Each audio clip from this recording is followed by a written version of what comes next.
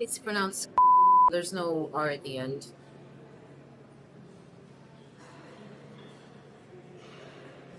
Yeah, I suppose it sounds a little bit like Basque. Sure. Oh, um, I guess it could be.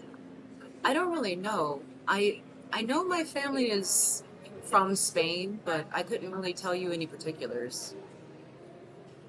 Oh, no, I'm not married. No, my mother's paternal grandfather was from Spain, I think. But both of my parents were born and raised here in Mexico City. Uh, but I was born and raised here in Mexico City. Probably never heard of it, but do you know the highway? It's out in that direction. Uh,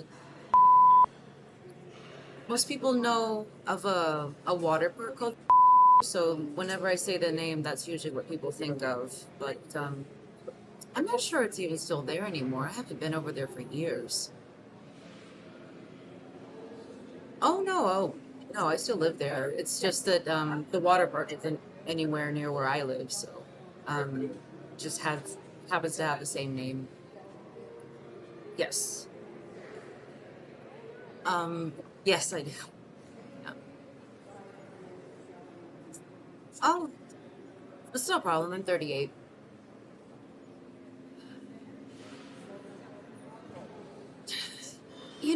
It has its pros and cons, I guess. Um, One thing is that when you're older and you're living with your parents, you really see their flaws more. I guess because you're seeing them on the same level rather than them being your parents. Like when you're young.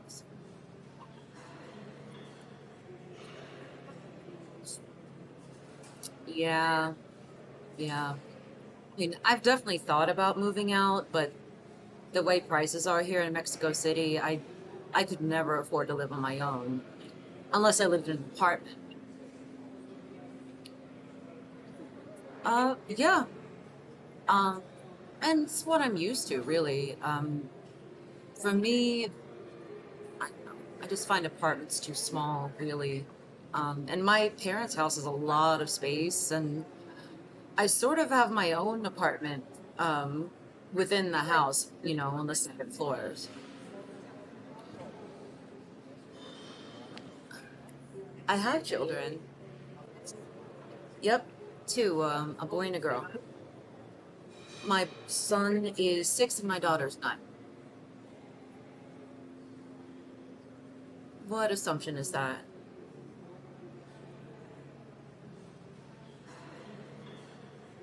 Yeah, yeah. But well, you can see why with, having two young kids, living with my parents is much more appealing. Oh yeah, same father. Yeah. Oh, yeah, we were in a proper relationship. 12 years, 2 years ago, I ended the relationship. It was just one of those things where I was like, this isn't going to work for me going forward. Oh, no, not at all. I had been thinking about it for quite a while. He was just blank, no reaction. I was like, are you processing what I'm saying to you right now at all? Oh, many times. Many, many times.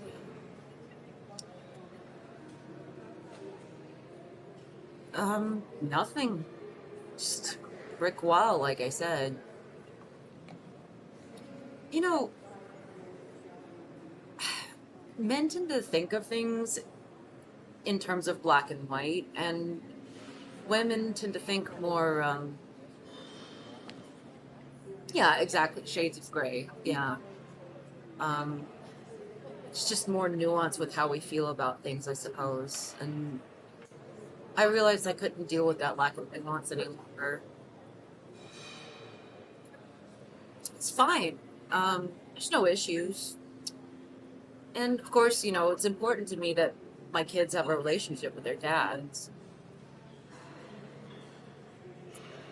Well, he was giving a lecture at the same place where I was giving a theater workshop, and kind of.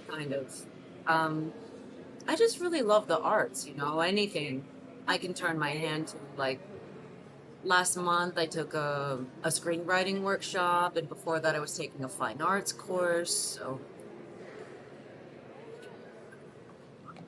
yep, you're getting the idea.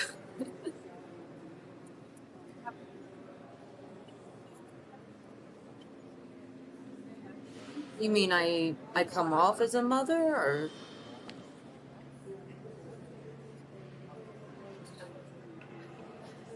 that's sweet of you to say?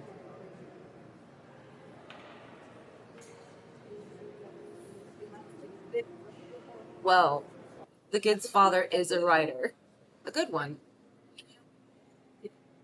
Um, but I'm not an actress, though.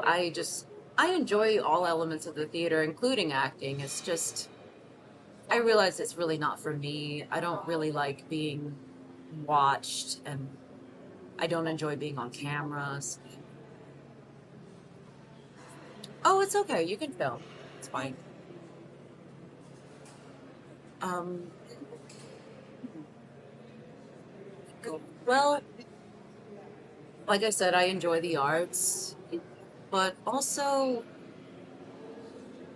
look, I love my kids, and I'm so happy that I have them, but I want to leave something behind in this world that's me, this one thing that years from now it'll let people know that I was here. Yeah, I guess that's my goal with all of this.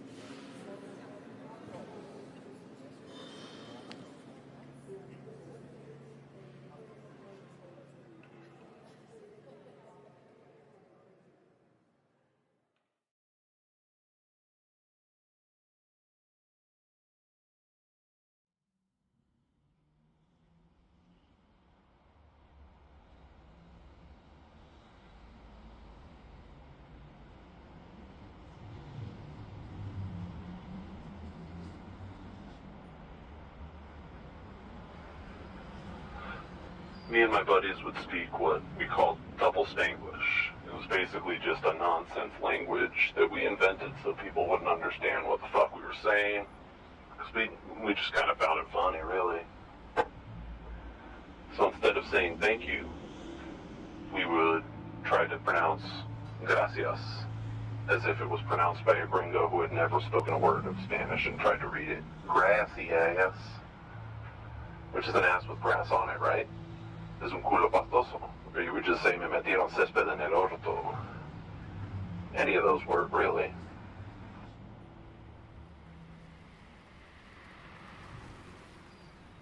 Cuando me fui a la uni me habían aceptado en, no sé, un colegio de música. And it was actually like a really nice, good fucking fancy music school. And I had just been playing bass and a little bit of guitar for like a couple years, like I started playing because my friends were all in a band and they were like, hey, if you buy a bass, you can be our bass player. 2 años después estoy rodeado de músicos que todos habían estado tocando desde que tenían como 3, 4, 5 años. Todos habían pasado su vida completa haciendo esto. Y me miraban como, how the fuck did you get into this place? And to be fair, I don't even fucking know, bro.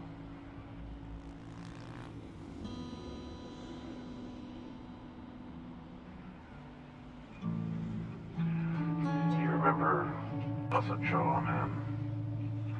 Because I told you about it. We'd hunt for mushrooms and just kind of walk around in the middle of the Amazon empty. And then we'd come to this clearing in the trees, you know, just this big field on a hill. And we were just... the moon reflected off of the grass that we slid down. We were just people falling and laughing at the fall. It was pretty cool, actually.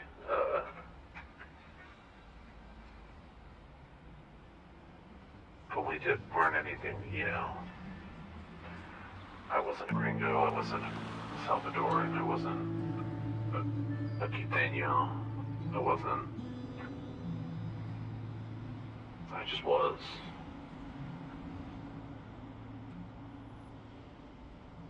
So I remember there was like a period of a couple months that I would just fucking take a bunch of acid and sit in a room staring at a guitar on the floor. I was like, surely this will create new techniques and this will create a new approach and something beautiful that I never would have thought of. I mean, eventually it kind of did, but really 90% of the time was just me tripping balls, looking at a guitar on the floor, and being like, why? Or trying to play it and realizing that I had completely forgotten how to play a chord, how to play a note, even who the fuck I was. Just making the weirdest fucking sounds, you know? Y no sé, no servía de mucho, but eventually it did lead to some interesting music, I suppose.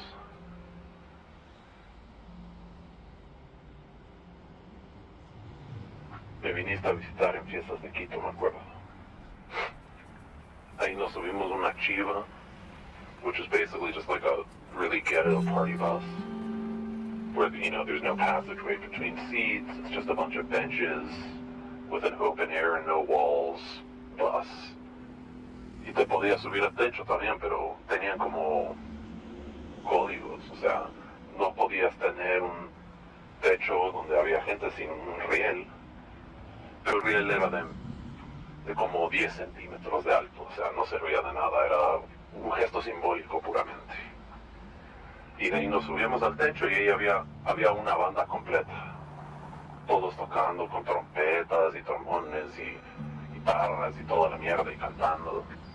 Y nos daban canelazo. It was like this weird cinnamon-infused brain alcohol. It kind of tasted like shit and for some reason was like greenish brown. Y le decíamos agua de manantial porque nos parecía chistoso, porque literalmente parecía que salió de un charco en la calle ahí.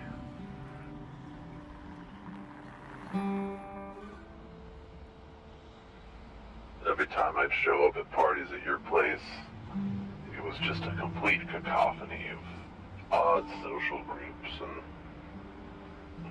just me stumbling into weird situations. I remember the first time I recognized one of the DJs. I guess he had 4 or 5 taking turns. So we'd start talking and I don't know, somehow we ended up talking about weird experimental music from Germany back in the 70s. I was surprised they knew what the fuck I was talking about. To be honest, I don't even know how I knew what I was talking about. It was just like a weird thing that got knocked loose in my brain or whatever. I would take the elevator down and I'd go for a little walk to get some more cigarettes because I've been chain smoking the whole time, like I apparently fucking always do when I'm drunk. I'd show back up and suddenly there's fucking twice as many people there and I don't know anybody. I don't know, parties at your place were fun. Anyways, yeah, I mean, Sorry I never actually made it to any of the parties at your place. They seemed like they would have been fun.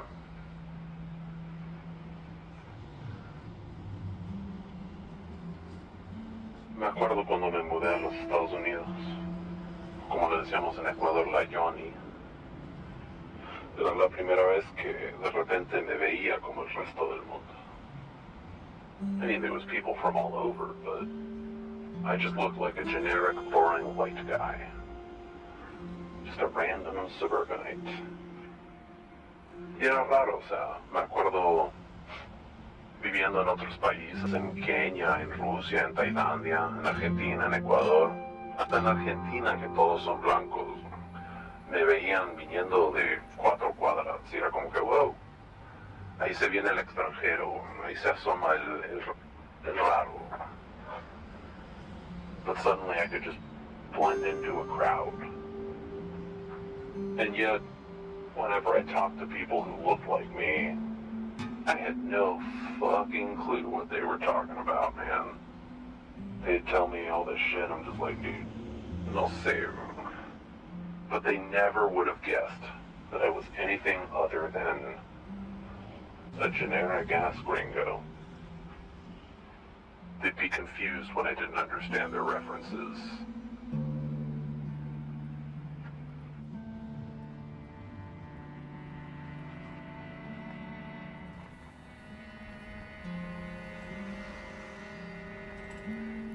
Do you remember when I went to your friend Joe's apartment in El Centro Histórico?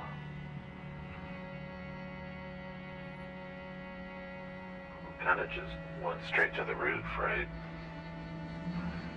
Drank beers and chain smoked some cigarettes.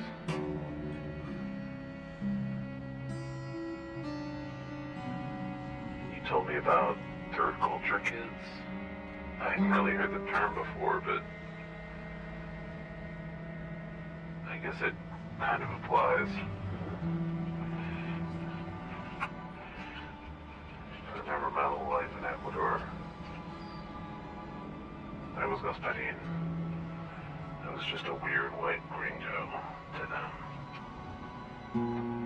I don't even really know what that means, honestly. At least I didn't at the time. I fucking went to the US and they just told me I wasn't from there either.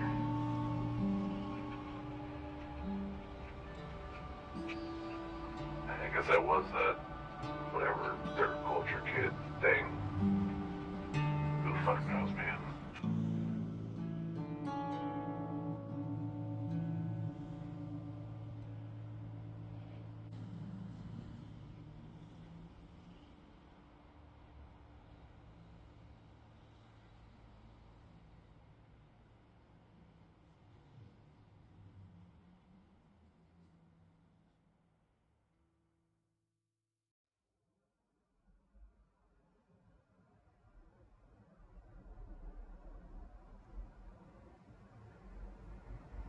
The second one, understanding just the problem is not enough.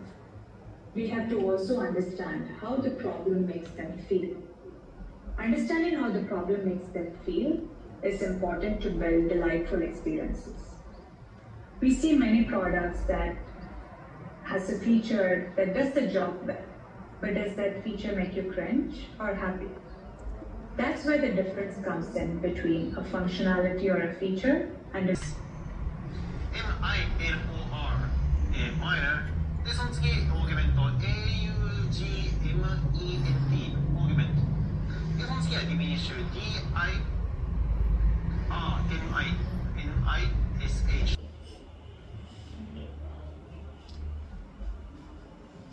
We have abductors on the insane. Abductors. We have abductors right there, and then we have Sartorius right there. We have quadriceps. That's the main portion, the main grouping of our thigh. Quadriceps. Lower leg muscle.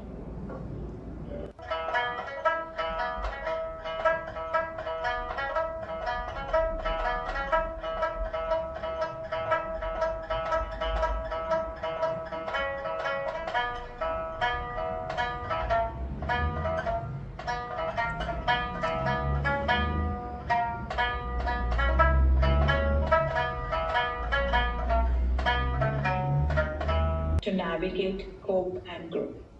This is so important. Product management is not easy. And to avoid burnout, you need to understand your values and have a sense of purpose in what you're doing. The day-to-day life of a PM can be very exhausting, and you have to balance your mental health and wellness to do your best work. There are a lot of skills within each of these circles. There's the placement of the deltoids. There's the vertebrae in the back.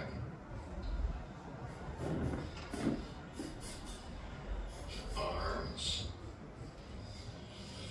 We have the trapezius.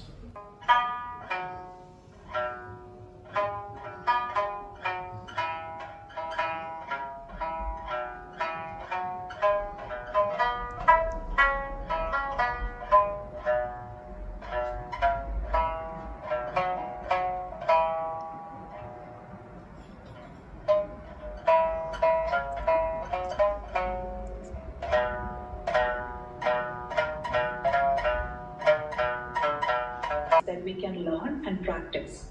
And I'll cover 3 of the most important ones that I think are very crucial for PMs. There's a famous Steve Jobs quote where he said, "Technology alone is not enough. It's technology married with liberal arts, married with humanities, that yields us the result." Trapezius coming down. And attaching the same way the back of the neck. That muscle right there, trapezius. Underneath the trapezius. Needs are essential, but the craft of product management depends more on the art over the long term. So before we dig into some of the human skills that are essential for product managers to be successful, learn and practice.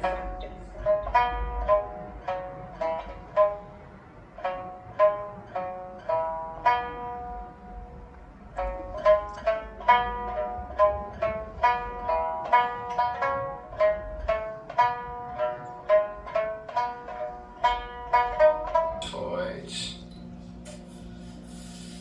There's the vertebrae in the back. The arms. We have the Creativity. trapezius coming down.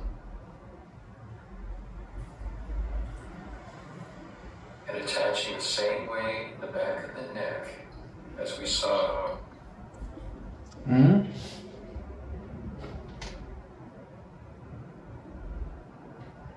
Sounds simple, right? Some examples of soft skills are communication, collaboration, creativity, leadership, and adaptability. Even though they're called soft skills, there's nothing really soft about them. They're basically human skills. And human skills are what makes us better human beings and better leaders. In the new world where artificial Arms. We have the adaptability, trapezius coming down. And attaching the same way in the back of the neck as we saw. This is an image from Ken Norton, who's the product leader and the author of the blog Bring the Donuts.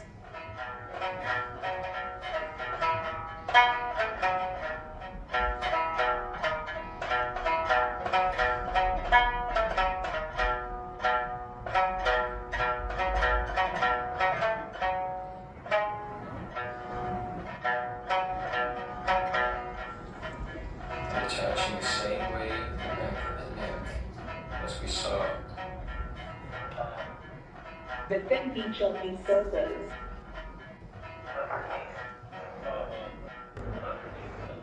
communication is so important.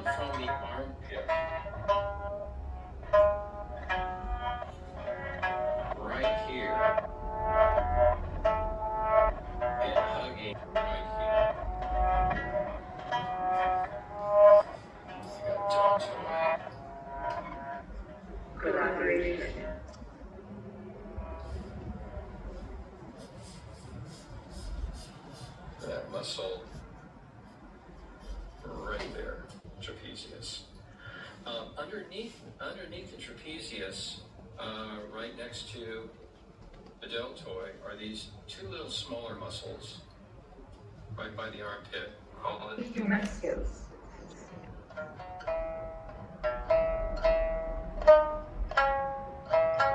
Even though they're called soft skills, there is nothing really soft about them.